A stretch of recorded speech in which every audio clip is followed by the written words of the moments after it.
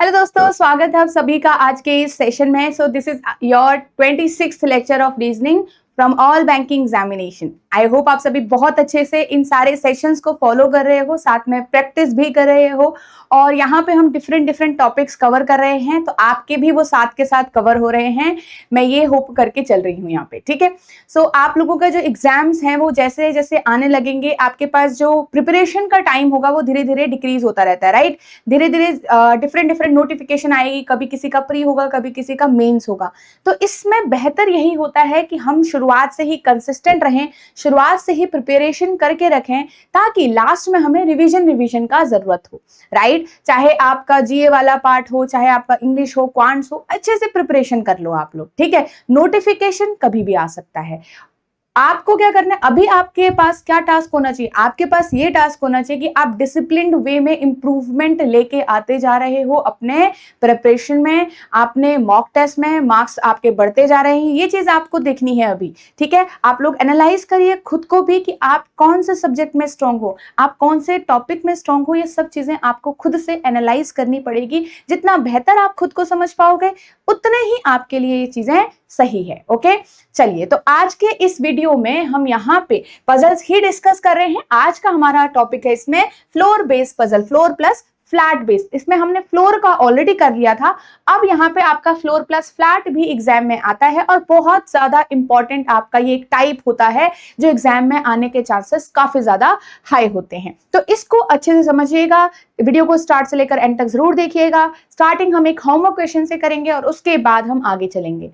इन्हीं लेक्चर्स में आपके काफी सारे टॉपिक्स ऑलरेडी आपके कवर हो गए हैं, जो आपको रीजनिंग की प्लेलिस्ट में मिल जाएंगे। आपको देखना है कंप्लीट रीजनिंग प्लेलिस्ट इसी चैनल पर, और वहां पे आपको ये सारे सेशंस जो हैं वो मिल जाएंगे। आपको इनका पीडीएफ भी मिलता है, वो आपको टेलीग्राम ग्रुप पे मिल जाएगा। तो टेलीग्राम ग्रुप का लिंक आप नीचे इसी वीडियो के डिस्क्रिप्शन से ज्वाइन कर सकते हो, ठीक है। चलिए, अब यहाँ पे अगर आप एक ऐसे स्टूडेंट हो जिसने अभी तक यहाँ पे ये नहीं डिस्कवर किया है कि कैसे टाइप ऑफ क्वेश्चंस एग्जाम में आते हैं, क्या लेवल रहता है क्वेश्चंस का, तो यहाँ पे आपको प्रीवियस ईयर पेपर्स थोड़ा सा रीड करने चाहिए, जहां से आपको एक आइडिया लगता है कि ओवरऑल एग्जाम में कैसा पैटर्न चल रहा है क्वेश्चंस का और टॉपिक्स का, ठीक है। तो यहाँ पे आप ये ई बुक डाउनलोड कर सकते हो। इन ई बुक के अंदर आपको प्रीवियस ईयर पेपर मिलेंगे विद देयर आंसर की, चाहे वो एसबीआई का एग्जाम हो, आईबीपीएस का हो, आरआरबी का हो, ठीक है। तो ये ई बुक आप डाउनलोड कर सकते हो from the link given in the description box, and वहां पे आप आराम से इसको डाउनलोड करके सेव कर सकते हो, ठीक है। तो एक बार जरूर देखिएगा कि क्वेश्चंस आपके एग्जाम में कैसे आते हैं। यहाँ पे अगर कोई ऐसा स्टूडेंट है जिसे लगता है कि वो बेहतर परफॉर्म कर सकते हैं और उनको एक ऐसे कोर्स की अभी जरूरत है जहां से वो सारी चीजें एक साथ प्रिपेयर कर पाए, चाहे हम वीडियो देखना हो, चाहे हमारी टेस्ट सीरीज हो, चाहे हमारे जो फुल लेंथ मॉक टेस्ट हो, मिनी मॉक्स हो, टॉपिक वाइज टेस्ट हो, ये सारी चीजें आपको एक जगह पे मिल जाए, तो आपके पास ये कोर्स जो है वो बहुत यूजफुल रहेगा। बैंकिंग एग्जाम्स महापैक, SBI, IBPS and RRB, both PO and clerk की आपको यहाँ पे ये हेल्प करेगा। इसके अंदर आपको क्या क्या मिल रहा है, रिकॉर्डेड क्लासेस आपकी इसमें इन्वॉल्व हैं, बिल्कुल बेसिक्स से सारी चीजें कवर हो रखी हैं, और हर चीजें आपकी बहुत पार्ट्स में डिवाइड करके आपको पढ़ाया गया है to the mains level, higher level questions. Then आपके चैप्टर वाइज टेस्ट भी हैं, चैप्टर वाइज टेस्ट से आप प्रैक्टिस कर सकते हो, स्ट्रॉन्ग बना सकते हो टॉपिक को। आप यहाँ पे फुल लेंथ मॉक टेस्ट आपको मिलेगा, फुल लेंथ मॉक टेस्ट के साथ आपको मिनी मॉक्स भी यहाँ पे मिल रहे हैं। तो ये तीनों तरीके के आपके पास टेस्ट हैं। जी के टेस्ट भी आपको यहाँ पे मिलेंगे, डिस्क्रिप्टिव इंग्लिश की क्लासेस भी आपको यहाँ पे मिलती हैं। तो ये सारी चीजें आपके अवेलेबल हैं जो आपके एग्जाम के लिए बहुत ज्यादा इंपॉर्टेंट है यहाँ पे। ओके, आप इसमें एनरोल कर सकते हो वेरी इजीली 3 तरीके से। एक तो आप इसी वीडियो के डिस्क्रिप्शन में जाएंगे, आपको कोर्स का लिंक दिख जाएगा। सेकंड, आप प्ले स्टोर से हमारा ऐप डाउनलोड कर सकते हो, एरोटैब लर्निंग सॉल्यूशन। एंड थर्ड, आप यहाँ पे वेबसाइट खुद से विजिट कर सकते हो, aerotab.in की, ठीक है। तो आप वेबसाइट खुद से विजिट कर लीजिए, वहां पे आप कोर्स में देख सकते हो। सो ये सारी बातें हो गई आपको। आई होप जो भी आपको यहाँ पे इंफॉर्मेशन इंपॉर्टेंट है वो आपको मिल गई है। आपके हिसाब से जो आपको लगता है आपके लिए सही है वो आपको डिसाइड करना है। सो चलिए, आज हम ये होमवर्क क्वेश्चन एक बार डिस्कस कर लेते हैं। मैंने आपको कहा था ये होमवर्क क्वेश्चन हम डिस्कस करेंगे मंडे वाली क्लास में। तो स्टार्ट करते हैं। ये हमारा ईयर बेस्ड पजल हम सॉल्व कर रहे थे पहले, year plus age based. 7 persons हैं हमारे पास, were born in different year, ठीक है। उसके बाद है कि their ages are calculated based on year 2018 के बेस पे उनका जो एज है वो कैलकुलेट हुआ है।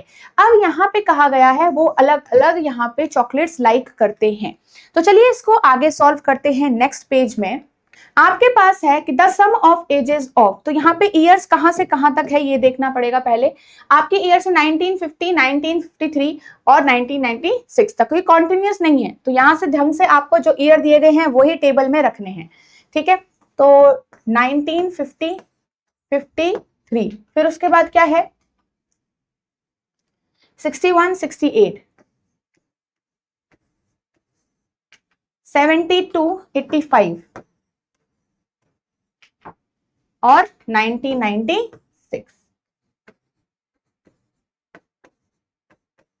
और यहां पे आपको कैलकुलेशन कौन से ईयर पे बेस करनी है, 2018 के बेस पे। तो एज एक बार कैलकुलेट कर लेते हैं हम यहाँ पे।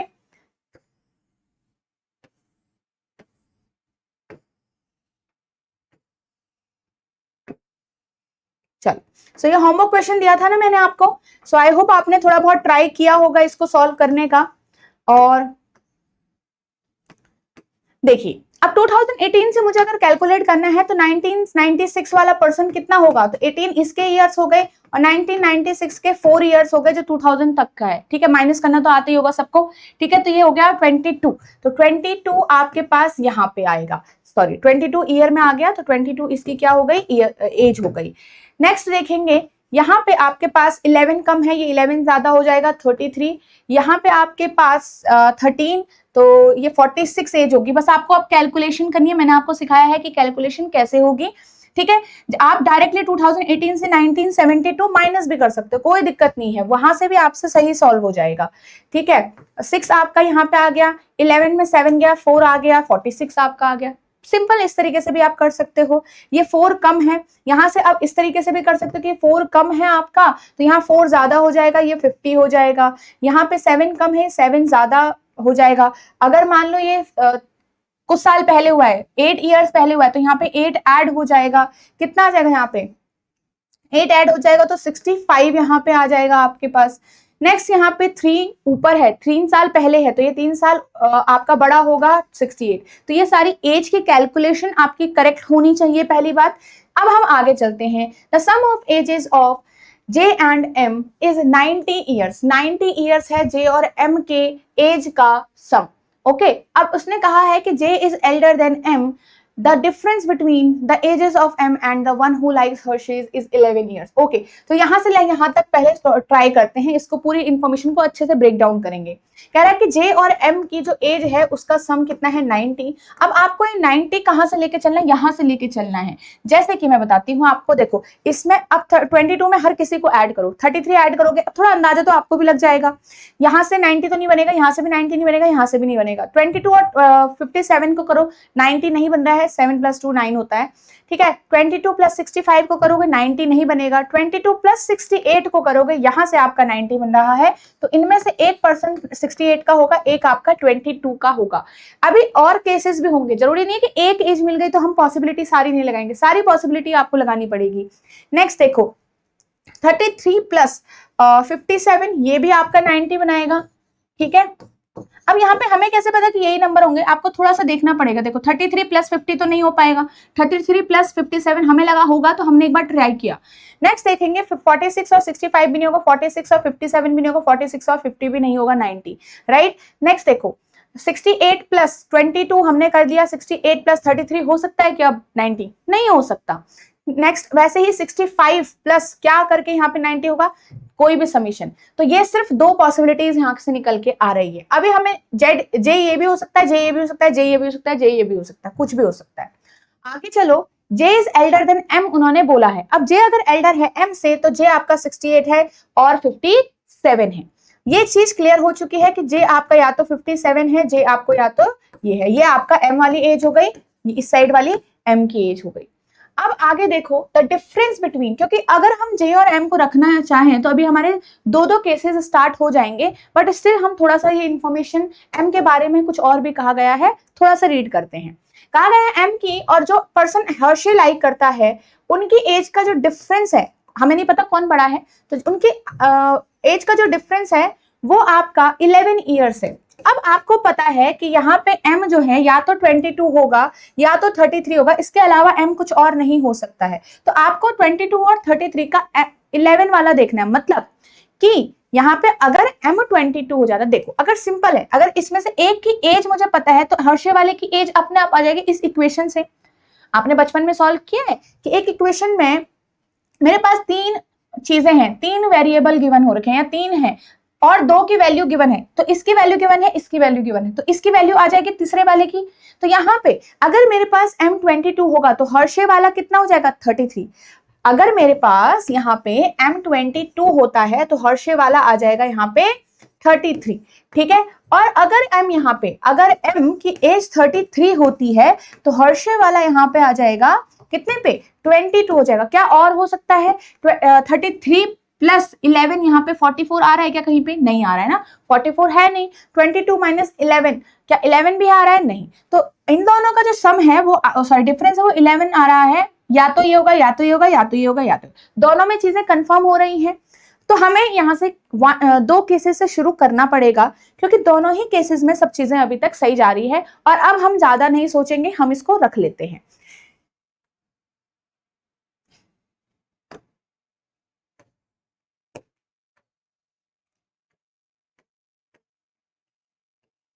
चल अब आप देखिए यहां पे आपके पास है जे आपका या तो 68 है, उसी टाइम पे उसी पॉसिबिलिटी में एम आपका 22 है। अगर m 22 है तो हर्षे वाला पर्सन आपका 33 है, तो हर्षे वाला पर्सन आपका यहाँ पे आ गया।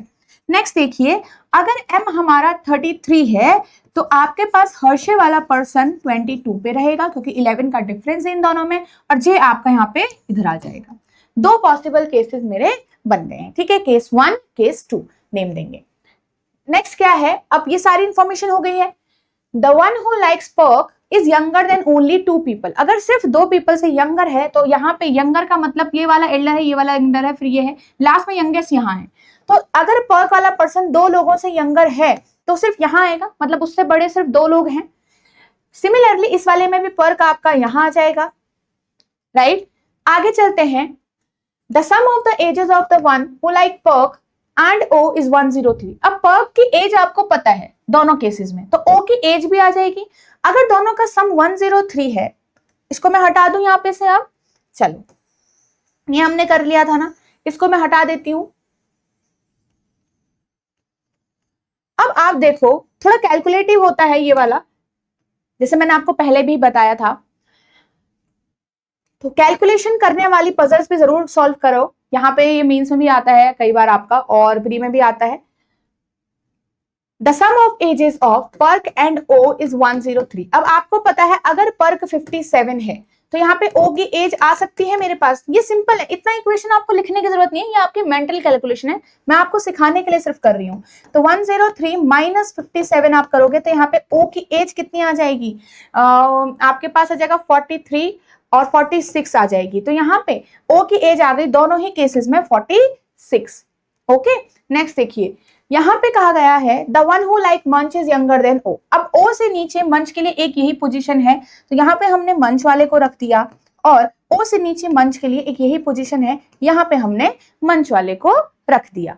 नेक्स्ट क्वेश्चन देखो, as many people elder to I and sorry यहाँ पे था हमारा as many people elder to the person who likes 5 Star as younger to who likes Munch. अब मंच की पोजीशन तो फिक्स है दोनों केसेस में।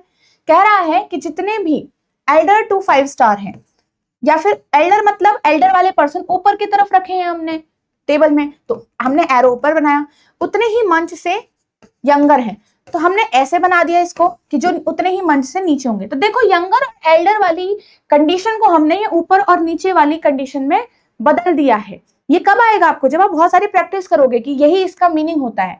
अब इसका मतलब अगर मंच लास्ट पोजीशन पे है तो 5 स्टार कहाँ होगा, यहाँ पे होगा कि 5 स्टार के ऊपर 0, मंच के नीचे 0। उसी तरीके से मंच के नीचे 1 है, 5 स्टार के ऊपर भी क्या होगा, 1 ही होगा। ओके नेक्स्ट देखते हैं। The sum of ages of I and L is 115। चलो इसको हटाते हैं यहाँ पे से।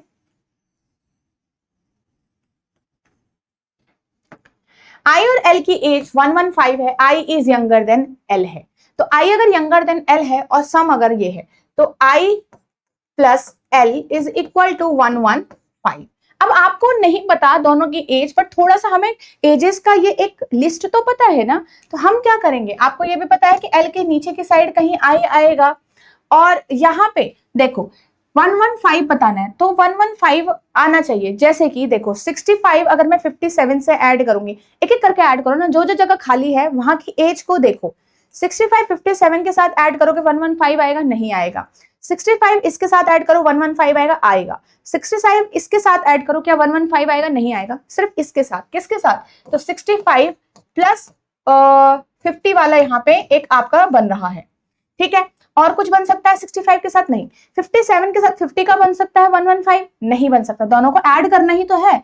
57 का 33 के साथ 115 बन सकता, नहीं। अब ये आपने सिर्फ एडिशन करके देखा मन में ही, हमें यहाँ पे समझ आया कि एल आपका यहाँ आएगा फिक्स है और आई आपका फिक्स यहीं पे है। इसमें भी देखो 68 यहाँ पे खाली है, तो 68 के साथ क्या 65 का 115 बन सकता है, नहीं। 68 का 57 के साथ 115 बन सकता है, देखो ये 68 प्लस 57 खाली 57 खाली नहीं है इसमें, तो ये तो कैंसिल ही हो जाएगा, दोनों जगह खाली चाहिए ना, तो 68 प्लस 50 ये तो 118 हो जाएगा, right.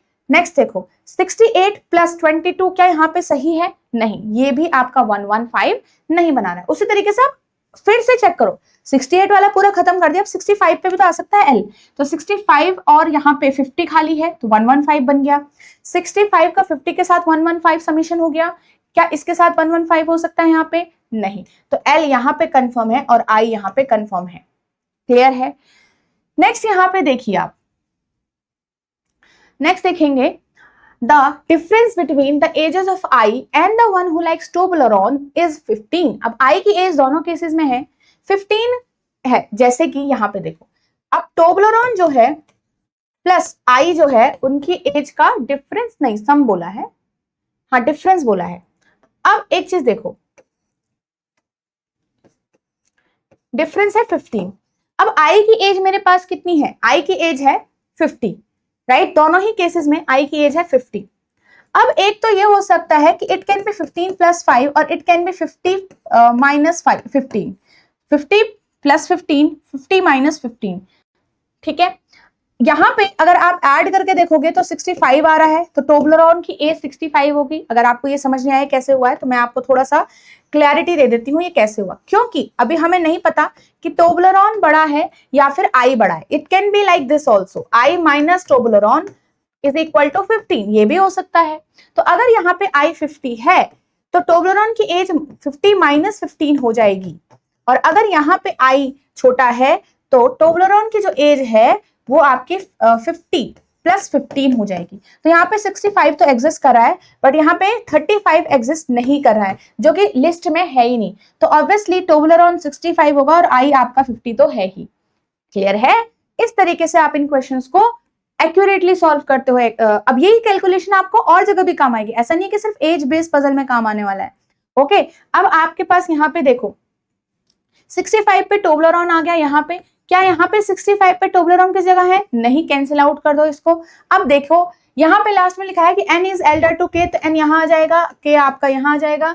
The one who likes Kit Kat is elder to the one who like Kit Cadbury, तो किट कैट आपके पास यहाँ आ जाएगा, कैडबरी आपके पास यहाँ आ जाएगा, ठीक है। तो ये पूरा इंफॉर्मेशन हो गया कंप्लीट। अब इसमें क्वेश्चंस को सॉल्व करते हैं। Who among the following likes Kit Kat? Kit Kat कौन करता है जिसकी एज 50 है, बिल्कुल, जो 1968 में हुआ है, बिल्कुल, तो ये दोनों ही करेक्ट है, तो both A and B will be my answer. इनमें से कौन सी स्टेटमेंट करेक्ट नहीं है, क्या जे टोब्लरॉन लाइक करता है, बिल्कुल भी नहीं। क्या यहाँ पे एल कैडबरी लाइक करता है, बिल्कुल नहीं, एल कैडबरी नहीं करता है लाइक, ठीक है। दो तो वैसे ही गलत हो गए, तो इनमें से कौन सा इनकरेक्ट है, सारे ही इनकरेक्ट है, none of the above is true will be my choice. इनमें से एल्डेस्ट और यंगेस्ट का पेयर क्या है, जे आपका एल्डेस्ट है एंड एम आपका यंगेस्ट है, जे एंड एम। अगर जे टोब्लरॉन से रिलेटेड है और एन आपका किटकैट से, तो देख लो टेबल में कैसे हो रहा है ये, देखो जे आपका टोब्लरॉन से रिलेटेड है और एन आपका किटकैट से, इसका मतलब वो अपने इमीडिएट नीचे वाली चॉकलेट से रिलेट कर रहे हैं। देखो टोब्लरॉन जे एन किटकैट, तो आपको कहा गया है कौन यहाँ पे कैडबरी से रिलेट करेगा, तो आई कैडबरी से रिलेट करेगा क्योंकि आई के तुरंत नीचे कैडबरी है, so I will be my answer here. इनमें से कहा है ऑड कौन है, तो देखो 1950 और 5 स्टार। 1950 5 स्टार एक करेक्ट कॉम्बिनेशन दिख रहा है, 53 और पर्क गलत कॉम्बिनेशन दिख रहा है, 46 और ओ, तो आपके पास यहाँ पे ऑड जो है वो यही वाला है।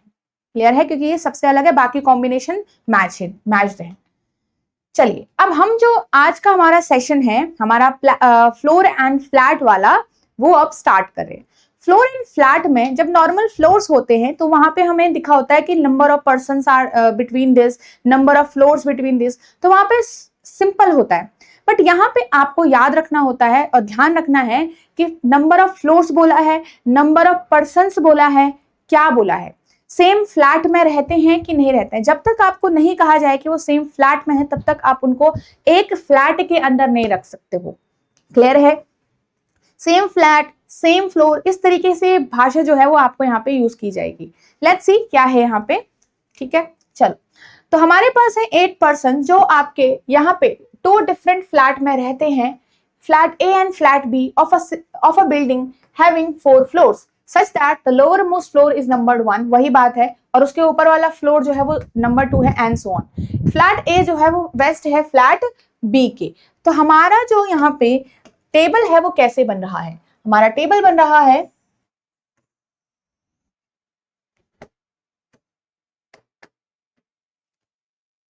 4 3 2 और 1।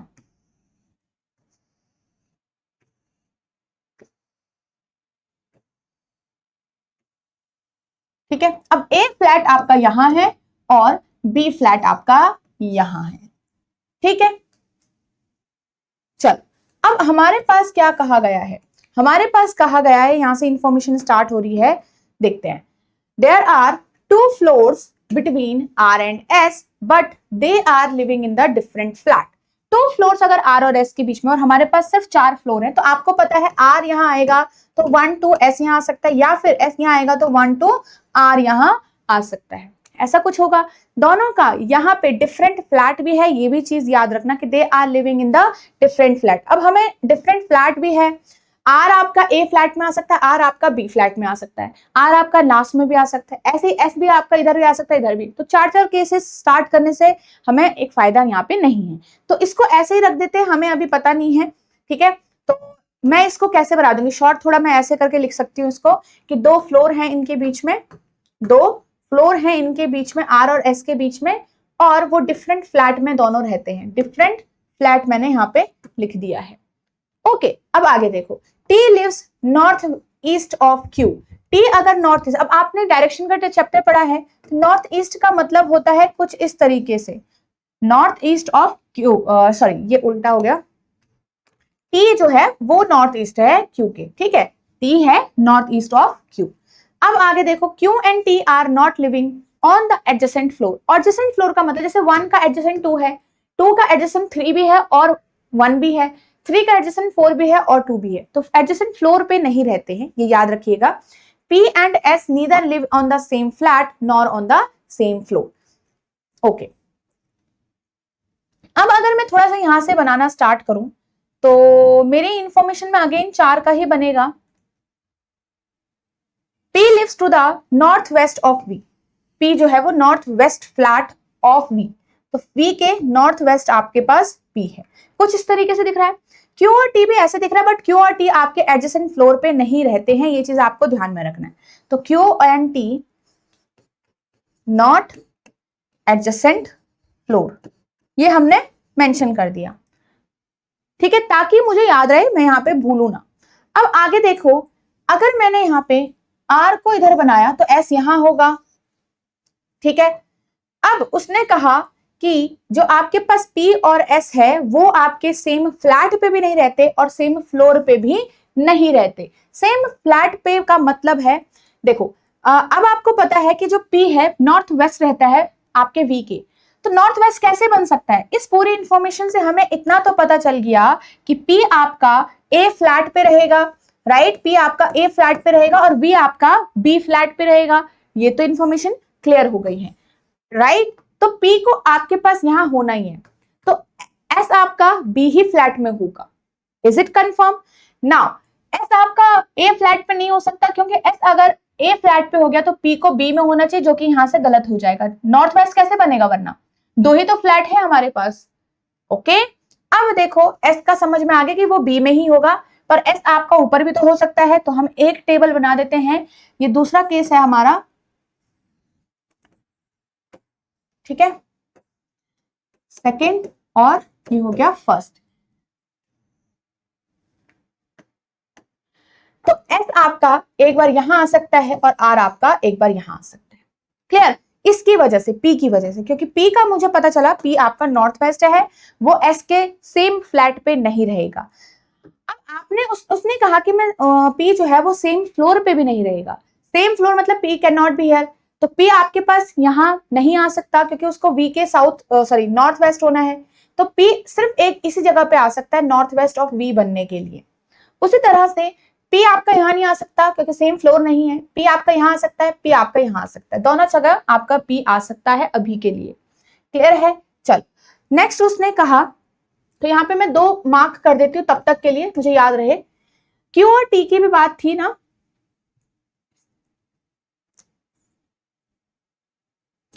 चल W lives 2 floor below U. अब W जो है वो 2 फ्लोर बिलो यू रहता है। ओके, तो 2 फ्लोर बिलो यू, 2 फ्लोर का मतलब है ऐसे कुछ। अब जरूरी नहीं है कि W और U सेम फ्लैट में हो, क्योंकि बोला नहीं गया है। क्लियर है?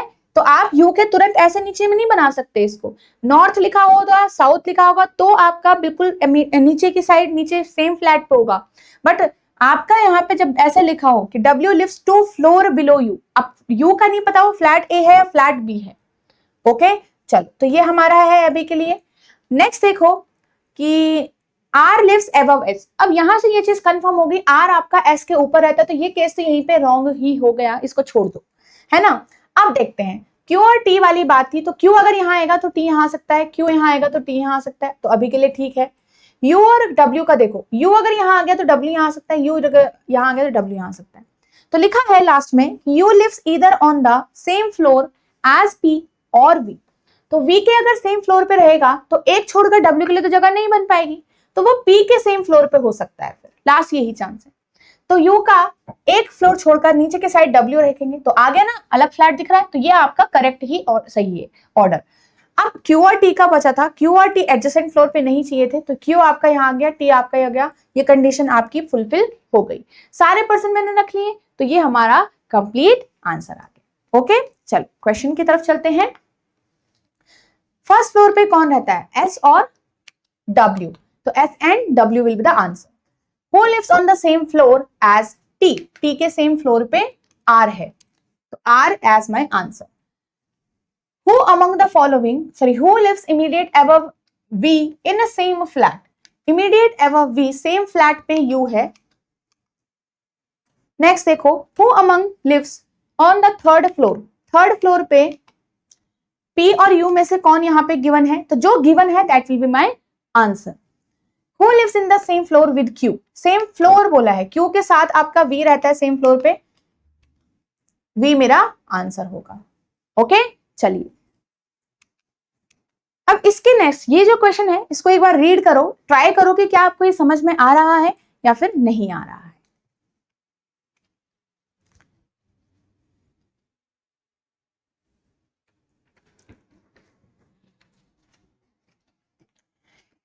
तो लिखा है 8 पर्सन है हमारे पास, are living on a 4 story building where lowermost is 1 and floor immediate above it is 2 and so on. फिर कहा गया है कि each floor has 2 floor flat X and flat Z such that flat X is to the west of flat Z। तो यहाँ पे जो information हमें कही गई है उसकी टेबल बना लेते हैं। तो हमारे पास है 4, 3, 2 and 1।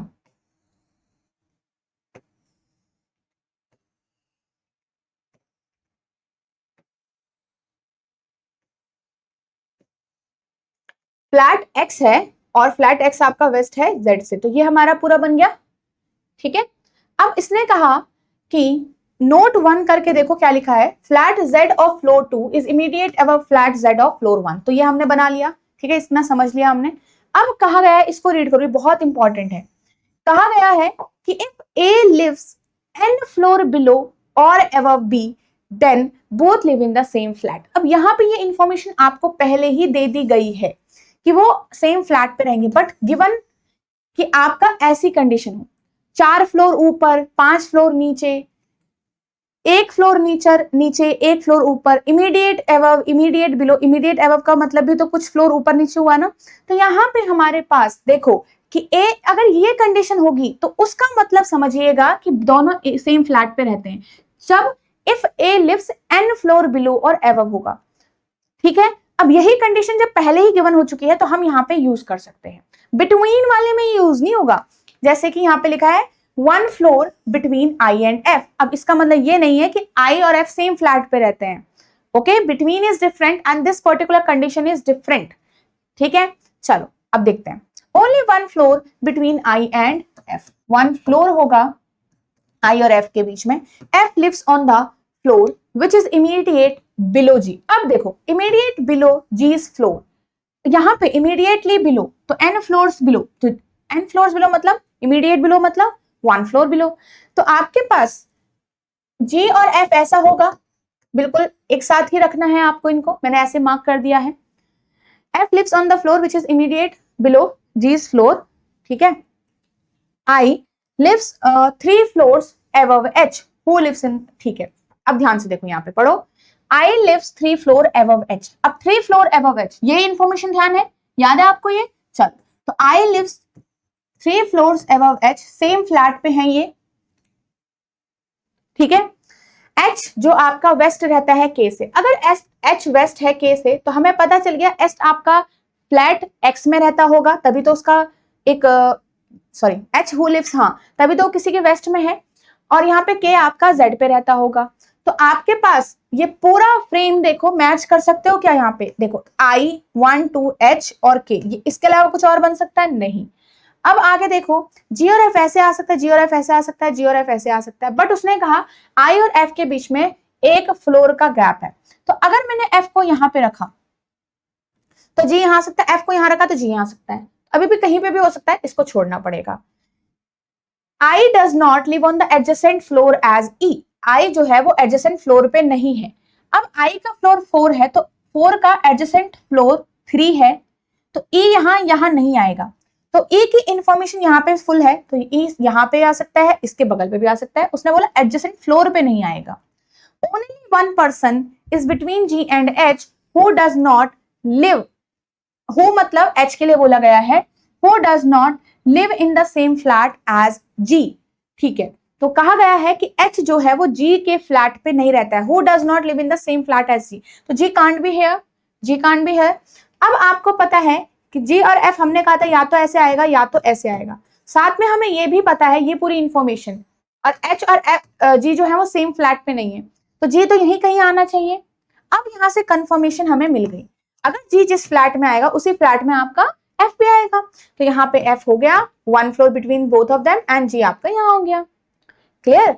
अब उसने नेक्स्ट क्या कहा है देखो, J lives to the north east of E। अगर J जो है वो नॉर्थ ईस्ट है तो नॉर्थ ईस्ट कैसे दिखेगा? E का नॉर्थ ईस्ट कुछ इस तरीके से दिखेगा। अब नॉर्थ ईस्ट ऐसे इतने पास में भी हो सकता है, इतने दूर में भी हो सकता है। क्लियर? E यहाँ पे नहीं आ सकता, क्यों? क्योंकि E के नॉर्थ ईस्ट में J तो हो जाएगा, बट उसका एडजेसेंट फ्लोर पे आ नहीं सकता, रख सकते हम। ठीक है, तो E यहाँ हो जाएगा और J आपका नॉर्थ ईस्ट इसके ये हो गया, इसीलिए E हमने इसके बगल पे नहीं रखा। अब 1 पर्सन की जगह बच गई, 1 पर्सन बच गया, देख लो L आपका यहाँ आ गया। सिंपल, चलो आगे बढ़े इसमें, ये आपका पूरा सॉल्यूशन है। क्वेश्चन पार्ट इसको आप होमवर्क से करिएगा, देखिए इसमें क्या क्या आपका आंसर आ रहा है। ठीक है, इसको होमवर्क से करना है आपको, मुझे जरूर बताना कि क्या आंसर आ रहा है आपका। अब ये नेक्स्ट क्वेश्चन है आपके सामने, इसको देखो ध्यान से। हमारे पास 9 पर्सन्स हैं और अब ये 3 फ्लैट में रहते हैं, तो यहाँ पे आपके पास 3 फ्लैट्स गिवन है एक बिल्डिंग में। तो आप इसको होमवर्क से करोगे। क्यों मैं आपको होमवर्क दे रही हूँ, थोड़ा सा इसको सोचिएगा कि कैसे आप इसको सॉल्व करोगे। अभी तक हमने 2 क्वेश्चंस में सीख लिया है, राइट? तो यहाँ पे इसको आराम से सॉल्व करिएगा, अच्छे से कवर करिएगा। इसमें 9 पर्सन्स के नेम गिवन है और A, B और C फ्लैट गिवन है, उनका फॉर्म भी आपको यहाँ पे पूरा गिवन हो रखा है इंस्ट्रक्शन के साथ। तो टेबल उसी हिसाब से बनेगा, जो इंस्ट्रक्शन यहाँ गिवन है उसके हिसाब से आपको कंडीशंस यहाँ गिवन हो रखी है। Okay, so it is your homework, we will discuss it in the next class. तो हम इसको नेक्स्ट क्लास में डिस्कस करेंगे नेक्स्ट टॉपिक स्टार्ट करने से पहले। सो आई होप आपको आज का सेशन अच्छा लगा होगा। एंड यहाँ पे अब हम इसके बाद डिफरेंट टॉपिक्स कवर कर रहे हैं। सो मैं यहाँ पे ये होप करके चल रही हूँ कि आप ये सेशंस को अच्छे से प्रैक्टिस कर रहे हैं। देखो, जहाँ से भी आप प्रैक्टिस करोगे आपको अपने पे इम्प्रूवमेंट आना है। तो अगर आपको खुद पे इम्प्रूवमेंट लग रहा है और आप कुछ चीजें सीख रहे हो तो ये ही आपके लिए बेहतर होगा। ओके, सो लाइक जरूर करिएगा वीडियो को अगर आपको अच्छी लगी है, और कॉमेंट करके जरूर बताना कि आपको ये सेशंस कैसे लग रहे हैं। सो यहाँ पे मैं आपको ये शो करती हूँ कि edutab.in की वेबसाइट पे आप विजिट करेंगे तो आपको कोर्स कैसे दिखेगा। यहाँ पे आप कोर्सेज में जाइएगा एंड यहाँ पे बैंकिंग कोर्सेज सर्च करना है। बैंकिंग कोर्सेज में आपको थोड़ा सा स्क्रॉल डाउन करना है एंड ये आपका कोर्स आपके सामने है। ठीक है, यहाँ पे आपके पास बाय नाउ पे जाकर आपको इनरोल करना होता है। नो मोर पे अगर आप जाओगे तो यहाँ पे आपको कुछ डेमो लेसन्स वगैरह भी मिलेंगे, साइलेंट फीचर्स मिलेंगे कोर्स के, and here is a demo lessons. ठीक है, ये डेमो लेक्चर्स आपके कुछ है, इसको देखिए और एनालाइज करिए कि is this course helpful for you और नॉट। ठीक है, तो ये सारी आप चीजें एनालाइज करके अच्छे से डिसीजन ले सकते हो, या आपको एक सही डिसीजन लेने में हेल्प करेगा ये पूरा आपका जो है। ठीक है, सो यहाँ से आप रीड कर सकते हो अच्छे से। सो अगर आपको लगता है कि जो भी चीज अभी आपके लिए जरूरी है, जो भी चीज आपके लिए सही होगी, तो वही आपको अपने इंप्रूवमेंट के लिए, अपने प्रिपरेशन के लिए, जाके आपका फाइनल सिलेक्शन हो जाए चाहे कैसे भी हो, तो वो आपको अभी अपने लिए इंप्लीमेंट करना है। Okay, thank you so much everyone, we will meet in the next video.